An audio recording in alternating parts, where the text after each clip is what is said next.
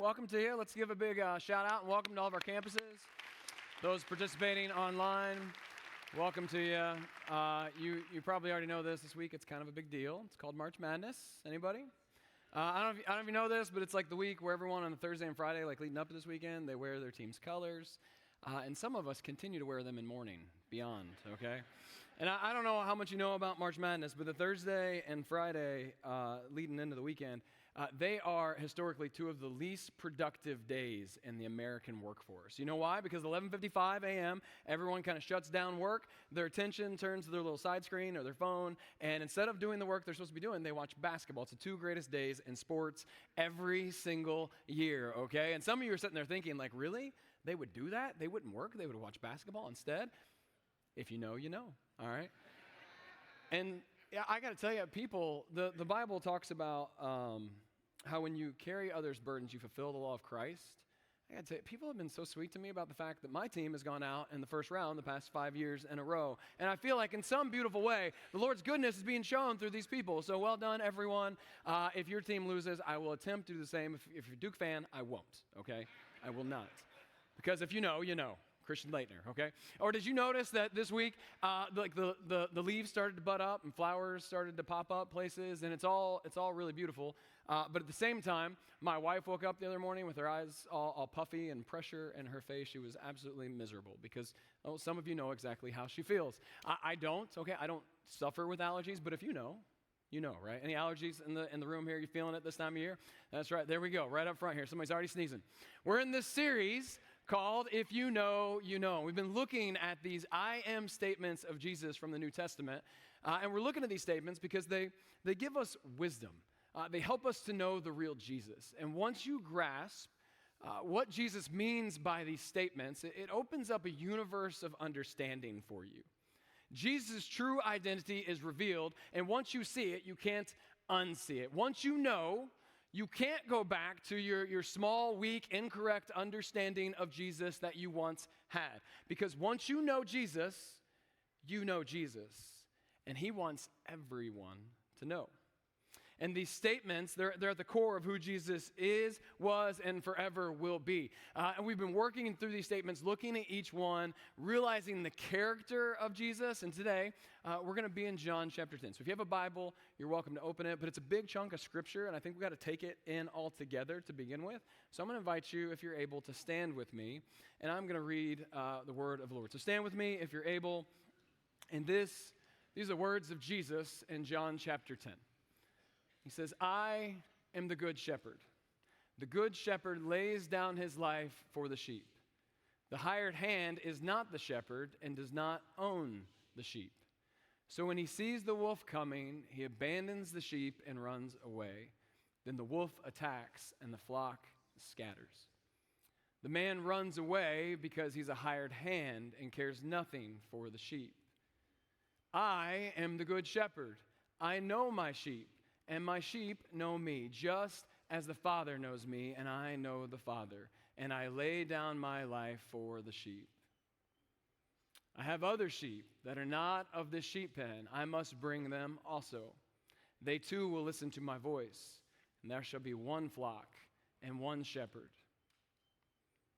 The reason my Father loves me is that I lay down my life only to take it up again. No one takes it from me, but I lay it down on my own accord.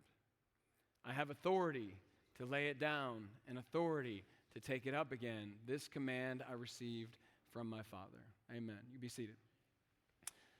So here, the I am statement of Jesus that we all just heard is Jesus says, I am the good shepherd. Has anyone ever been a shepherd before? I kind of was once. It was a long time ago. I was actually more of, I think you'd say, a swineherd. Okay, we're going to talk about pigs here for just a moment, okay? You got to go way, way, way back to when I was like 9 or 10 years old. I did what all good little boys in Kentucky did.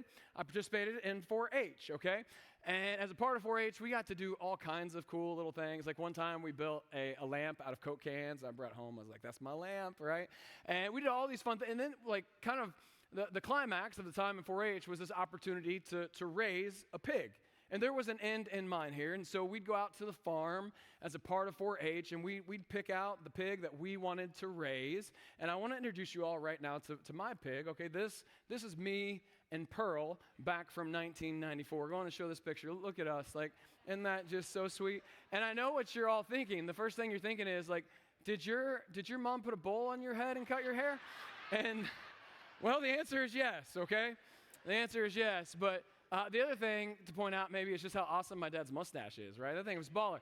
But this is me and Pearl, when Pearl's just a little tyke, and we'd go out and we'd take this pig from a little piglet age, and then every single week we'd go out to the farm, and our job was to feed the pig, to take care of Pearl, to help Pearl grow, to clean Pearl, to clean the pen, to get Pearl out, to get a little bit of exercise.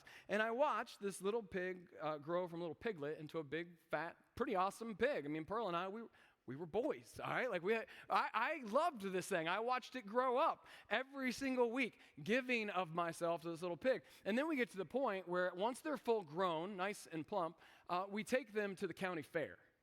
I know what you're all thinking. This is the most Kentucky thing you've ever heard, all right? And we take them to the county fair for the big pig show.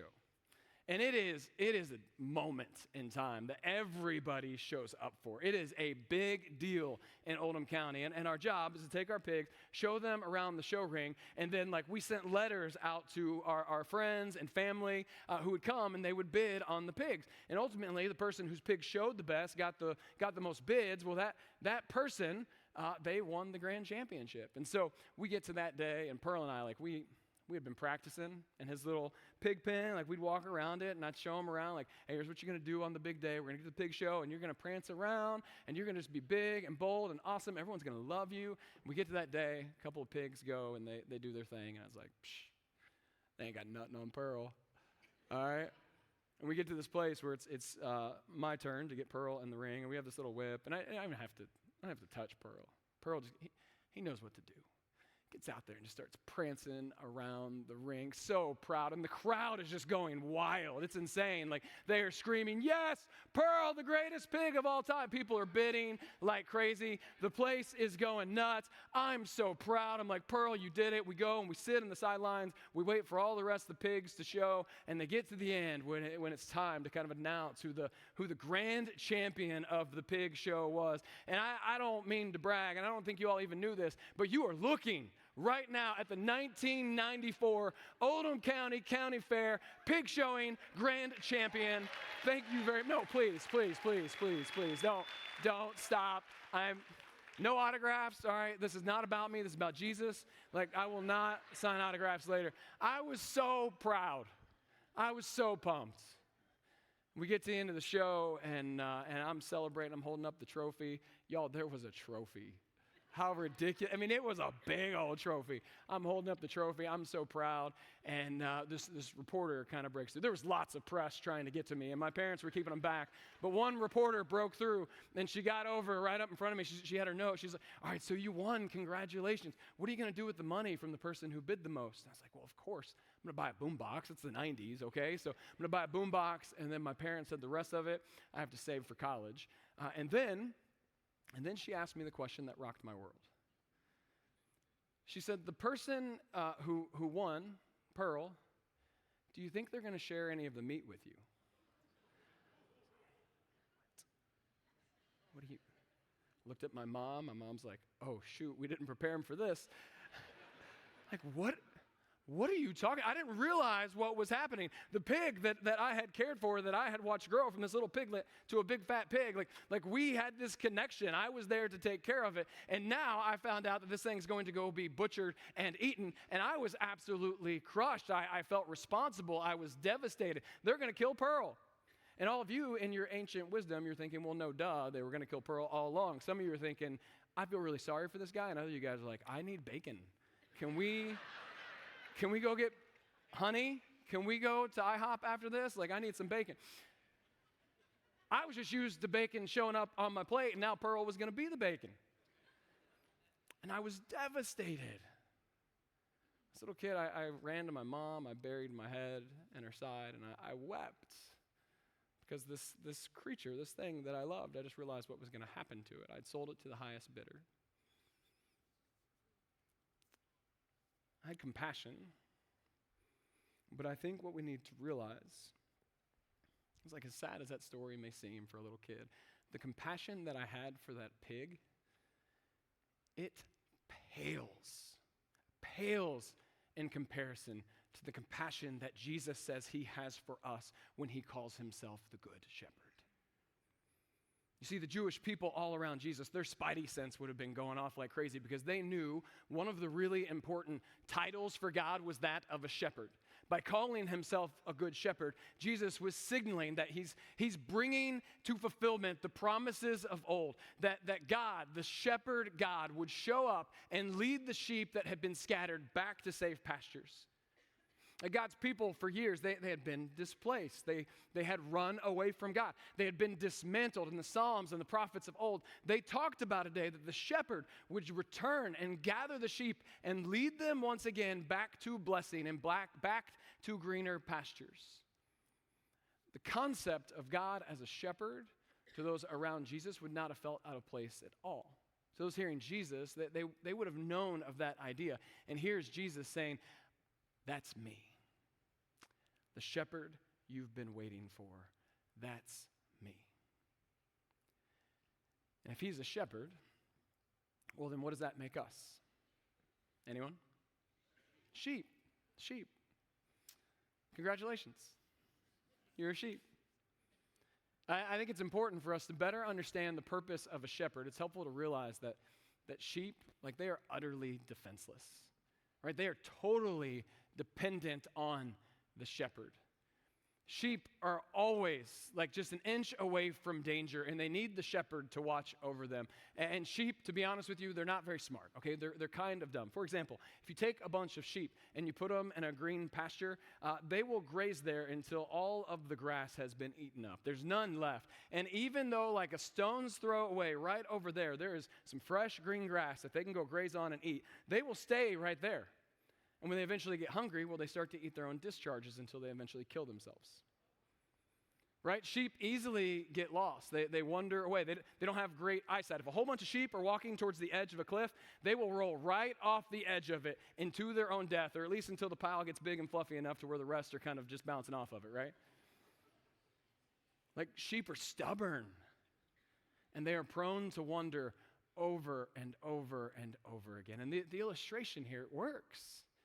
Because I think that's true of us. We tend to wander just as sheep do. And when you look at the history of God's people, when we think about our own lives, like, we know that continues to be the case. And God's people for a long time would find themselves in trouble, wandering from God. They would try to do things their own way. And then, well, they'd find themselves in a heap of trouble and in fear, and needing to be rescued by God once again. And they would cry out to God, God, come and save us. And God would show up and he would save his people. But then the cycle would just rinse and repeat. And God's people would once again find themselves wandering, pushing God away. I've been there. Maybe you're humble enough to admit that you have too. Actually, I found this video that I think illustrates how we tend to act pretty well. You've maybe seen it before. It's made its way around the internet back in the day. But maybe this will resonate with you as one of God's sheep. Check this out.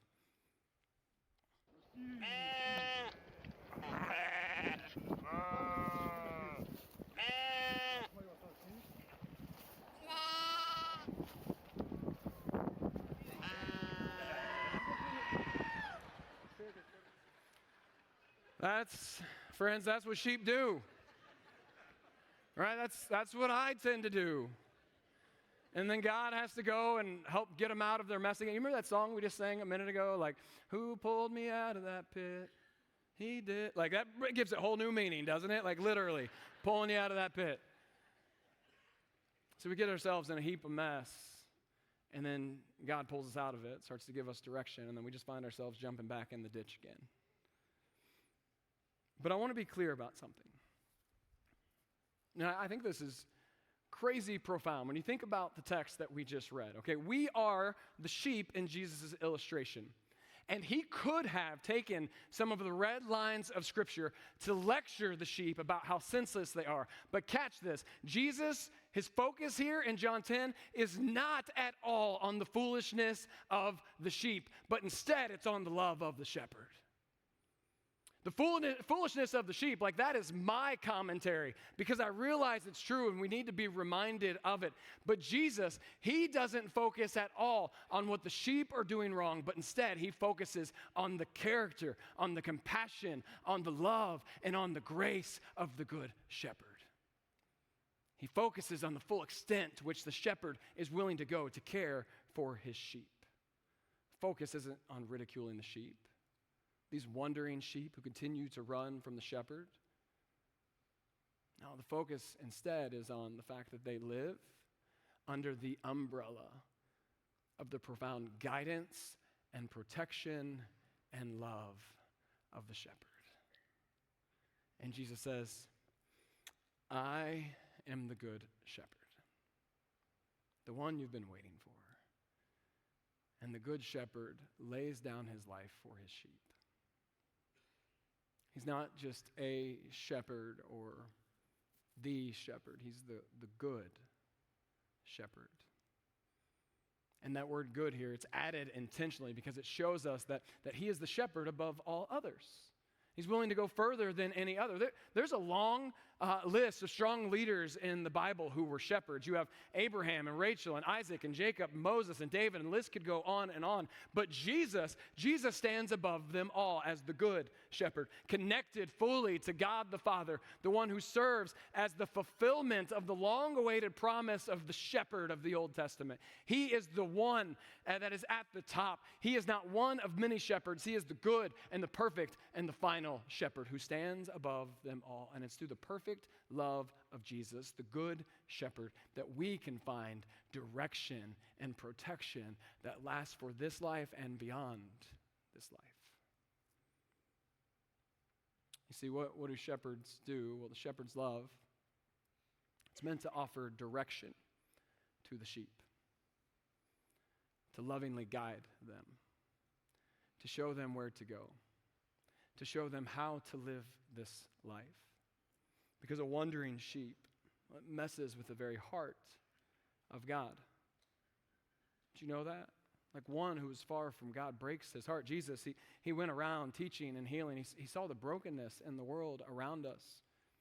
He saw firsthand people who he dearly loved, who were overcome by sin and darkness, distracted from what matters most. He saw his people who were wandering with no purpose, walking right up close to danger and sin. And you see the heart of Jesus in Matthew 9 when it describes Jesus this way. It says, when he saw the crowds, when he saw his people, when he saw all of those crowds, he had compassion on them because they were harassed and helpless like sheep without a shepherd. The heart of God breaks at the thought that the intimacy between the shepherd and the sheep is broken. He wants to be in relationship with us. He wants to welcome us into his flock. He wants to give our lives direction. He wants there to be a bond, a connection, not because he wants to ridicule us for being stupid sheep, but because he wants to guide us in the ways that bring life to life. Psalm 23 is one of the most popular psalms. Maybe you've seen it written on a plaque or something before, but it's David talking about God as a shepherd and the beauty of it. And here's what David says. He says, "The Lord is my shepherd, and because of that, I lack nothing. He makes me lie down in green pastures. He leads me beside quiet waters. He refreshes my soul. He guides me along the right paths for his name's sake. And don't miss this, even though I walk through the darkest valley, I will fear no evil. For you are with me, and your rod and your staff, they comfort me." When you realize who the Good Shepherd is, and you find yourself in his presence, that's where you find guidance and peace. It's there that you lack nothing. You realize the shepherd gives you everything you need. The shepherd, he guides you, giving meaningful direction to your life. And even when the only way to get from here to there is to walk through the darkest valley, I realize I don't need to fear, because the shepherd, he's not up on the cliff yelling down, "You're going to get through it. You got this." No, he walks through the valley with me, guiding me, comforting me, and protecting me. The heart of the shepherd is to guide. And he has compassion for all of those who are searching for something. He sees us, sheep without a shepherd, and he has compassion. And we know that we're all searching for something. Let's be honest, we're longing for meaning and purpose, belonging. We're longing to experience this life at its best. And if you don't allow the good shepherd to guide you, well, then you're going to find yourself stuck in a pasture with no grass left, eating your own droppings, or wandering off into danger's way.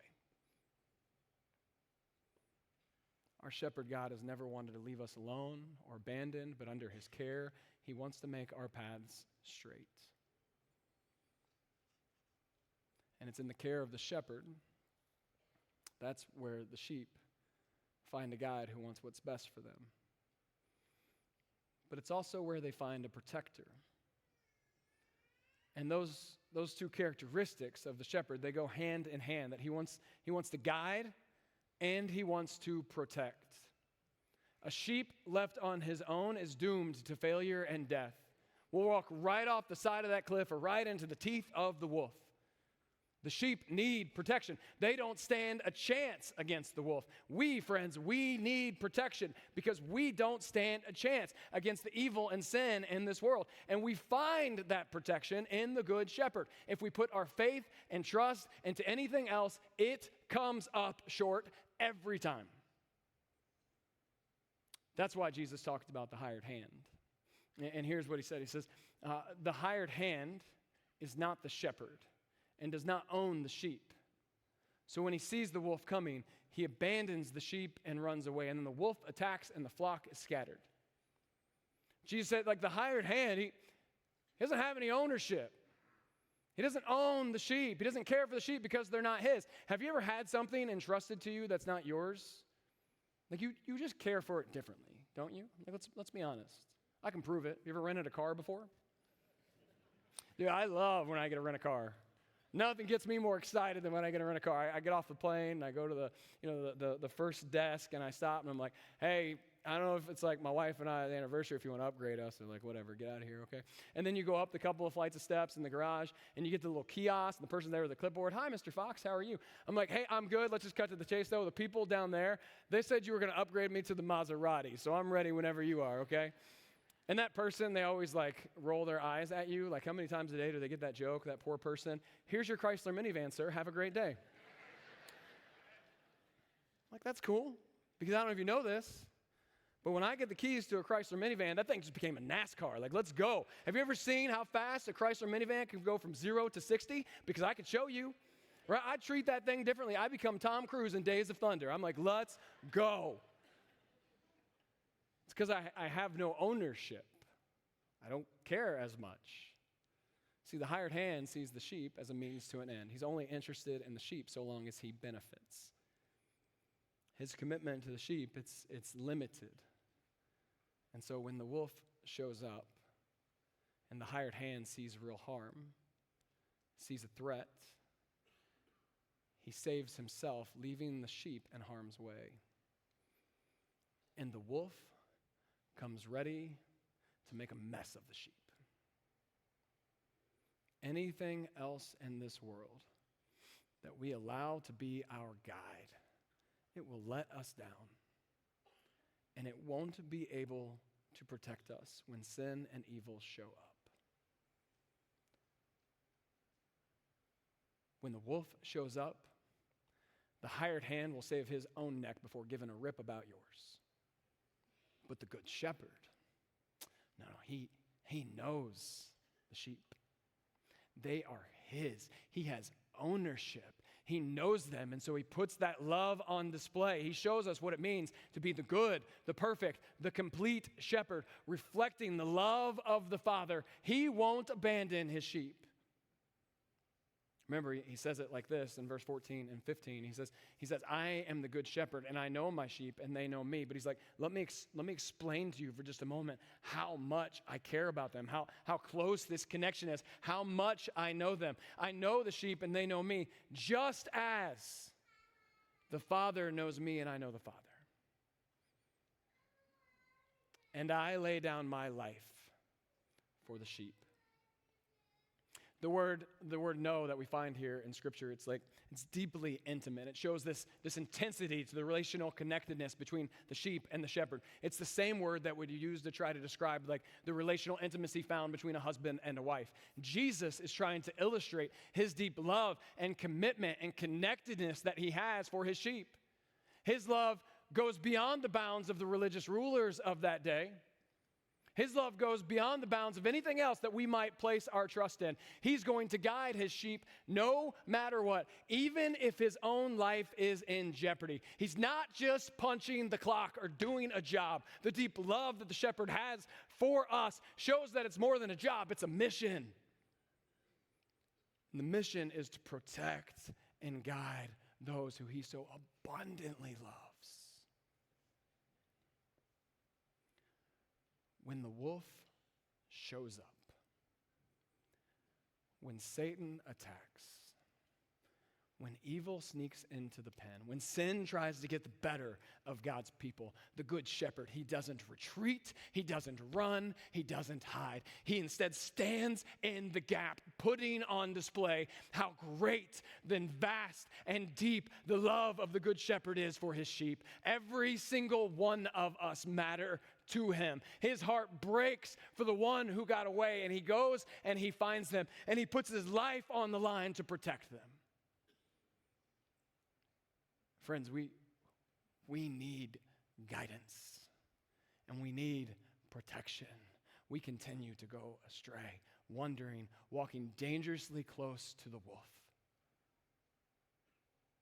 when what we really want, I want guidance. I want purpose. We want meaning. We want life and life to the full. We are sheep in need of a shepherd who loves us deeply and who's willing to stand in the gap and take the teeth of the wolf so that we don't have to. Because one bite from the wolf and we are done. But when the good shepherd steps in, he takes that bite and he breaks the teeth out of the wolf. That's what his love looks like. That's why he's the good shepherd. There he is, standing in the gap, taking our place, putting love on display, giving up his very life to protect those whom he loves. We need that kind of love. That kind of shepherd. That kind of love. It protects us from the dangers of sin in this world. That kind of love guides us to quiet waters. Are you wandering? Are you looking? Are you longing? Do you keep running into danger and finding yourself nowhere near the quiet waters? No peace in your life? Jesus says, I want to be your shepherd, and I'm going to welcome you into my fold, into my flock, not so that I can rub it in your face how much of a sheep you are, but because I know you, and I love you, and I want what's best for you, and I will guide you, and I will protect you. And Jesus says the good shepherd's love, he loves you enough to stand in the gap. It's a choice that he makes. And he does so with you in mind. It's because of his love for you that he gives his life freely to offer you protection. He says this in verses 17 and 18. He says, the reason my Father loves me is that I lay down my life only to take it up again. And every word here matters, folks. So check this out. He says, no one takes it from me, but I lay it down on my own accord. I have authority to lay it down, and I have authority to take it up again. This command I received from my Father. You see, Jesus, he's exclaiming here that it's by his authority and by his will only that he is ready to die for his sheep. And what those around him don't know is not only is he willing to die, but he will die. He dies for us, his sheep. Jesus is foreshadowing what's to come. A friend who turns his back on him, a fixed and unfair trial that leads to a conviction that Jesus doesn't deserve. It's the good shepherd, the pure and perfect one whose life will be taken. It's the one whose only desire was to guide and protect who will die. Jesus knows it's coming. He knows it's the only way to make things right. The wolf needs to be dealt with. Sin needs to meet its match. And it's through the power of God in him that he willingly fulfills the redemptive work that God is calling him to. And it's by his own authority, nobody else's, that he lays down his life. Sure, what Pilate might have said to him in the last days is, hey, listen up, Jesus, I have the power to crucify you, or I have the power to release you. But Jesus makes it clear, he holds all the power, not Pilate. He is in charge. No one takes Jesus' life. He voluntarily lays it down. I lay it down on my own accord because of love. The greatest example of love is the willingness to lay down one's life for one's friend, and the good shepherd is love at its best.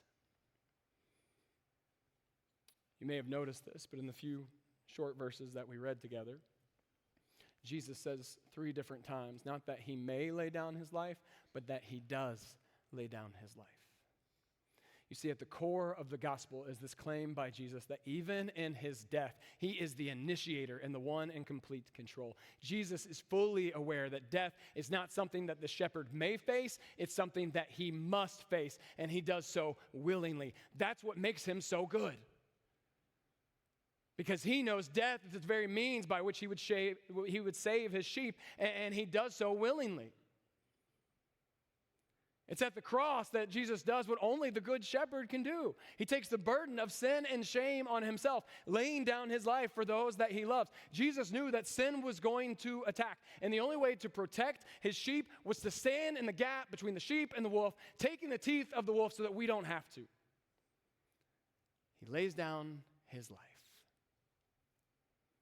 puts himself between the sheep and danger, because he knows death isn't the end of the story.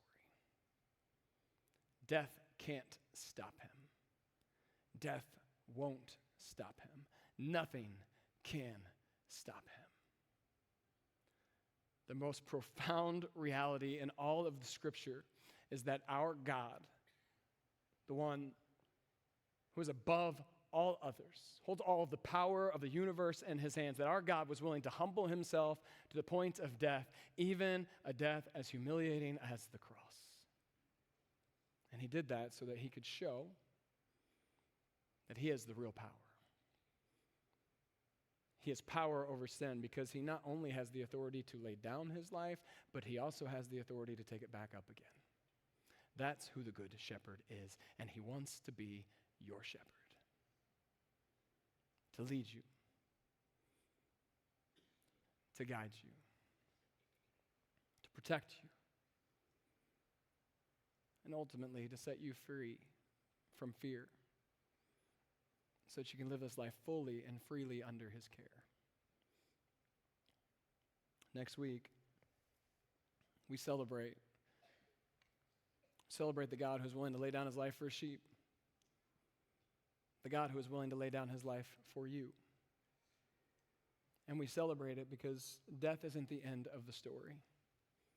But through his power, through his resurrection, we too get to live resurrected lives, guided and protected by the good shepherd. Easter Sunday, it is the backbone of our hope. Easter Sunday, it showcases for us the full power of the good shepherd who is willing to die, but death couldn't hold him down. It is a message about life and how to find it and how to realize it to the full. And it starts with us realizing that we need a shepherd. And there is a good shepherd who is ready to invite you in. And I don't know where you find yourself. Hopefully we can at least all admit that we are sheep in need of a shepherd. And some of us, we're searching for it. We're longing for it. And some of us, we found it. We found that Jesus is who he claimed to be. And so we enter into his flock, into his fold with a whole bunch of other sheep who are along on the journey, allowing the good shepherd to guide and to lead us. Well, let me just say this to you. You've realized and you've found the one who will guide you. And you already know that anything else will just come up short. And if you know it, then get some other sheep into the fold. You remember Jesus said, like, I have other sheep that aren't of this flock. I'm bringing them all together. God is using us to go and bring others in. And so next week is Easter. We have services Thursday, Saturday, Sunday, and Monday between all of our campuses. Who do you need to invite? It's going to be pretty hard for them to have an excuse that your service times probably don't work out for me. Who do you need to invite? If you're finding peace and protection and guidance into the Good Shepherd, then invite them into it. And maybe you're worshiping with us today because you're in that place of longing. You're like, I keep walking through the valley and I feel all alone. I keep finding myself in harm's way. I don't have peace. I keep finding myself like face to face with the wolf. And give Jesus a shot. Enter into his flock and watch the ways in which God starts to open your eyes to be able to live freely, even when you have to walk through the darkest valley, because you know he is with you. And next week at all of our campuses, we're going to be celebrating baptisms. And historically and in the scriptures, what we see is anyone who enters into the shepherd's flock, who wants to follow the good shepherd, well, they show that by being baptized. And the baptism, it's just this beautiful reflection of us saying, Jesus, you are Lord, you are God, you are the good shepherd. You are my God, you are my protector. And Jesus, I am going to be buried with you in your death and resurrected to new life so that I can live this life freely. I would invite you, if you're looking, if you're longing, give the good shepherd a shot. Enter into the flock, into the fold, and watch how he changes your life. Text the word baptism to 94062. And that's just going to give someone from our team a chance to call you and hear your story and pray with you and help you decide if next week is the right time to be baptized. We want to be able to be prepared for you, to have enough towels and all that kind of stuff. But don't hesitate. If you're longing, if you're searching, give the Good Shepherd a shot and watch how his love, how his goodness, how his kindness shows you that he is the only way. At Easter, we celebrate hope. We celebrate life. We celebrate the goodness of God, who is willing to go to a cross for us because he knew the cross wasn't the end. And what we know now is that our God doesn't fail. It's in the care of the Good Shepherd that we find peace and life and hope. Let's pray. God, you're good, and your goodness, Lord, it shows itself off all throughout the scriptures, but God, it continues to show itself off today, that those of us who find ourselves under your care and in your protection, that God, we find ourselves being led to quiet waters, to greener pastures, that even when we walk through the parts of this life that feel like a dark valley, that we know you are with us and you care for us and you sustain us. God, we are sheep in need of a shepherd, and not just any shepherd. We need the good shepherd. Jesus, thank you for your love for us, being shown on that cross and that empty tomb, knowing that, Jesus, you cannot let us down. You won't let us down. You never fail us. And so we call out to you now, God, our good shepherd. Lead us, guide us, protect us. Amen.